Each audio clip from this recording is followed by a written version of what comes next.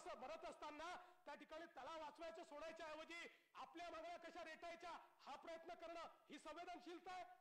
अध्यक्ष महोदय, हे खपवून घेण्यासारखं नाही आहे. मी पुन्हा एकदा या सभागृहाच्या माध्यमातून अपील करतोय, अध्यक्ष महोदय, वेळ गेलेली नाही आहे. आजही या ठिकाणी तात्काळ आता या सर्व लोकांनी कामावर परत आलं पाहिजे. एक शेवटची बैठक आज मी करणार आहे अध्यक्ष महोदय. त्याही बैठकीत पुन्हा विनंती करणार आहे, कारण विनंती करणं काही चुकीचं नाही आहे. त्यांनी काही आमचा मान कमी होत नाही. आम्ही हात जोडून विनंती करू, पाया पडून विनंती करू.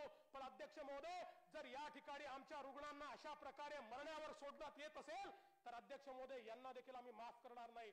मग माझा सवाल आहे की या ठिकाणी एखादा जर पेशंट मृत्युमुखी पडत असेल तर ज्या डॉक्टरनी त्याला त्या ठिकाणी ड्युटी असताना देखील त्याला उपचार नाकारले, जाणीवपूर्वक अध्यक्ष महोदय त्याला मरण्याकरता सोडून दिला, त्या डॉक्टरवर नेग्लिजन्सचा गुन्हा का दाखल केला जाऊ नये अध्यक्ष महोदय?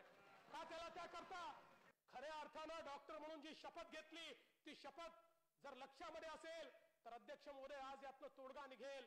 पण आज जर तोडगा यातनं निघाला नाही अध्यक्ष महोदय, आता एकच गोष्ट स्पष्टपणे सांगतो, सरकार हातावर हात देऊन बसणार नाही. या संदर्भात जीही कायदेशीर कारवाई आता करणं आवश्यक आहे ती सगळी कायदेशीर कारवाई ही सरकारच्या वतीनं केली जाईल.